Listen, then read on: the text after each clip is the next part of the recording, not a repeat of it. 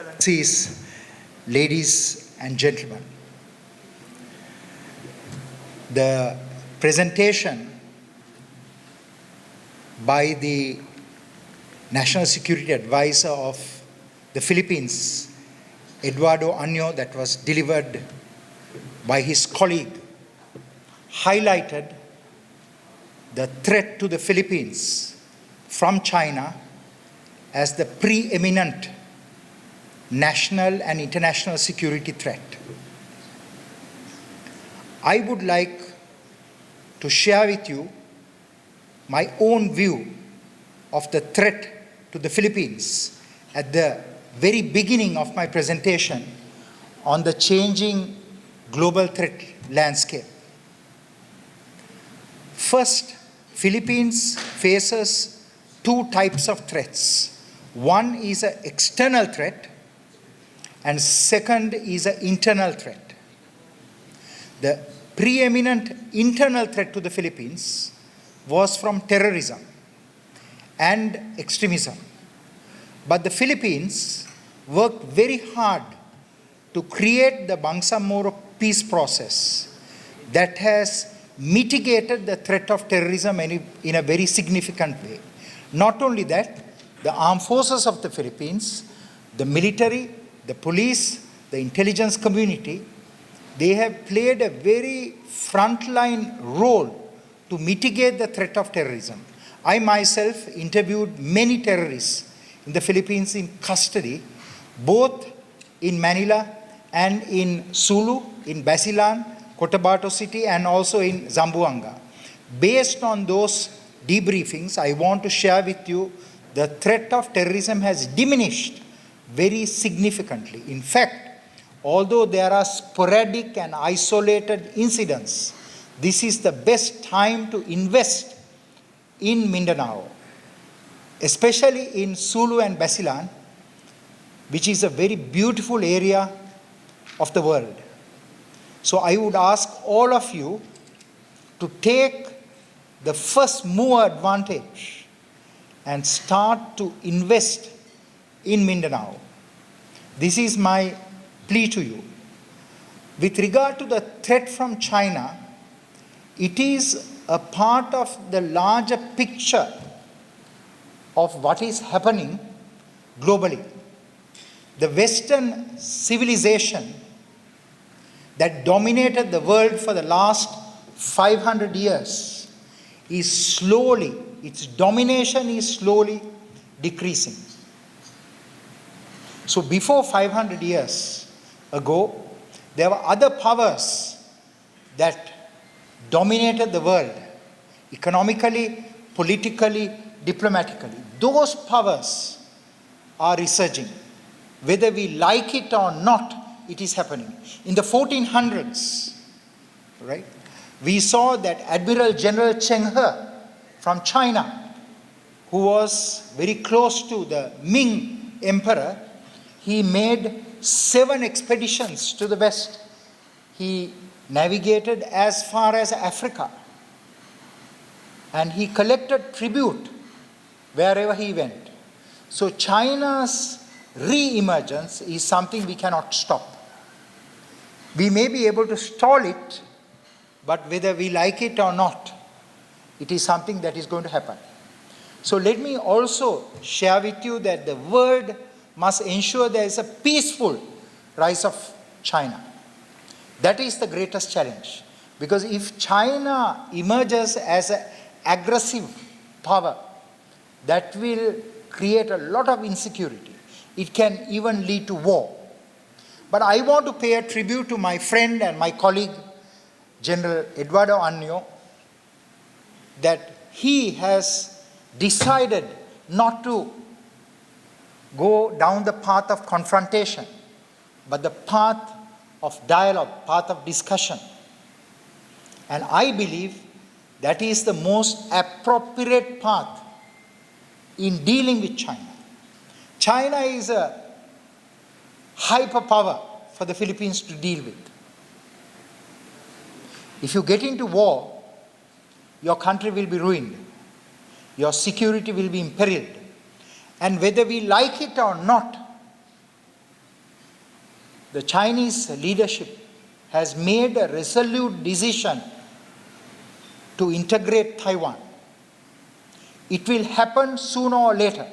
It may not happen in the next 5 years, next 10 years, next 20 years.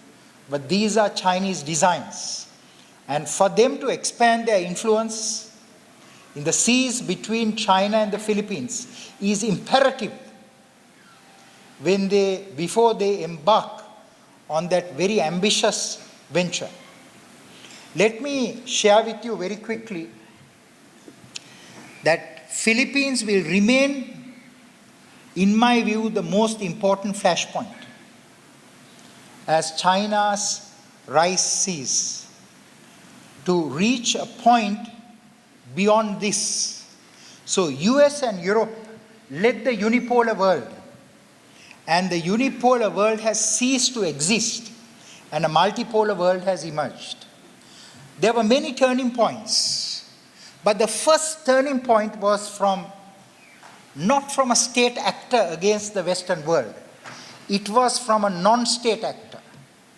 Can you tell me what that non-state actor was? It was a terrorist group called Al-Qaeda. No state actor could attack New York or Washington, D.C., America's commercial and administrative capital. But Al-Qaeda attacked America's most iconic landmarks on September 11th, 2001.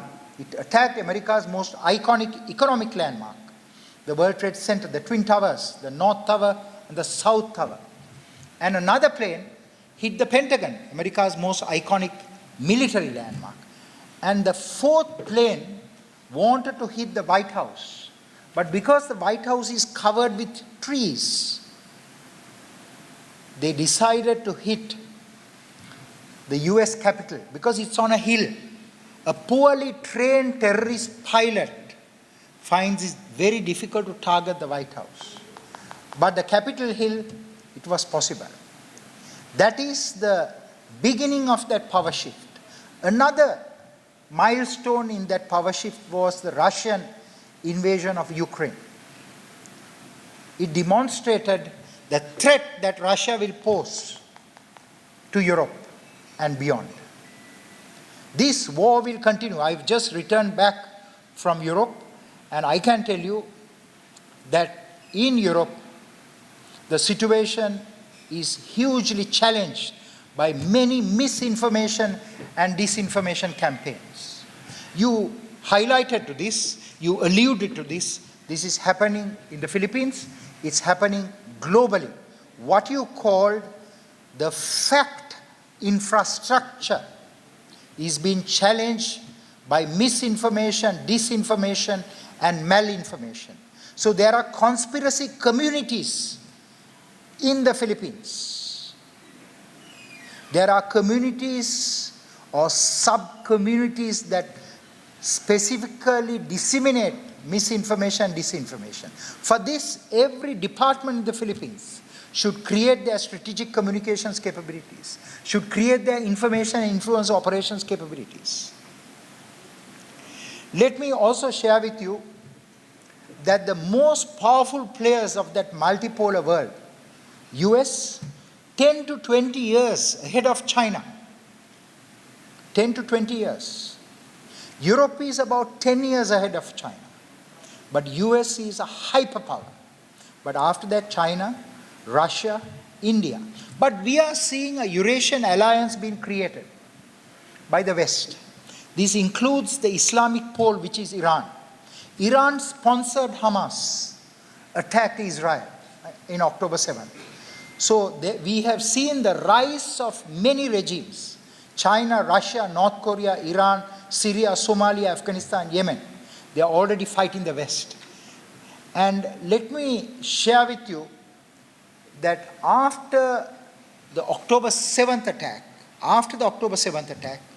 we have seen that a number of terrorist groups have revitalized.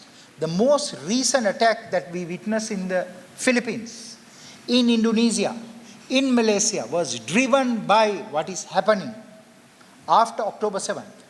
So the first wave of terrorism was by Al-Qaeda, 9/11. Second wave of terrorism was by ISIS or the Islamic State, 2014, June, July onwards. We are now witnessing a third wave of terrorism after the Hamas attack. And Hamas itself is not asking ISIS and Al-Qaeda to attack. But the conflict in the Middle East is galvanizing, generating finance, generating support for ISIS and Al-Qaeda and their affiliates. Let me also share with you that whether we like it or not, we are not only facing a threat from the Sunni groups, but also from the Shia groups.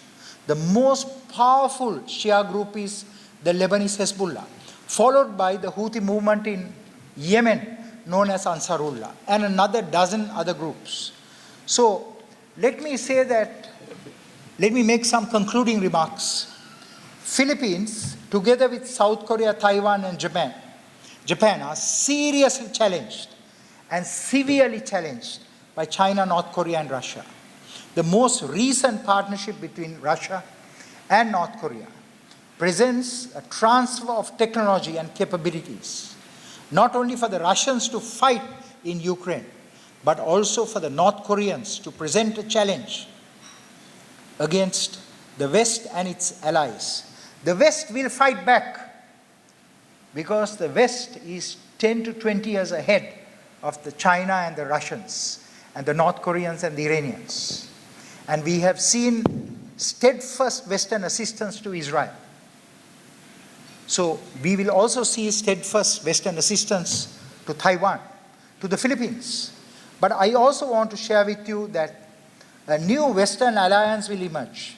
The Five Eyes, which is the world's biggest intelligence community, will invite Japan shortly to be a member of that alliance. So the fight will be not only military, but also national security intelligence. A new Cold War is emerging. But this Cold War, ladies and gentlemen, is different from the Cold War we saw in the past. Because along with that Cold War, there will be a hot war. Ukraine is one of those flashpoints. Taiwan will be one. You must make sure Philippines doesn't become one, especially in the maritime domain, because already there's a big maritime fight going on in the Gulf, in the Middle East. Let South China Sea not be that. But I am very confident of General Anyo and his staff. He has very competent staff, the Deputy Director General Mahalo. I think that some of the best national security minds in the Philippines today staff the National Security Secretariat. They know what is important for the Philippines. So the most important thing is to avoid confrontation. Make sure your country economically prospers after 30, 40 years of war, of conflict in Mindanao. As it ends, you must make sure the peace process sustains. As it ends, you must make sure Mindanao is economically developed and people leave extremism and exclusivism and integrates to the Philippines. So let me conclude finally by paying a tribute to the Philippines national security, intelligence, military, defense communities for managing this conflict. Another country may have gone into war, but today they have not. They have exercised restraint, and that is the way forward. I thank you very much.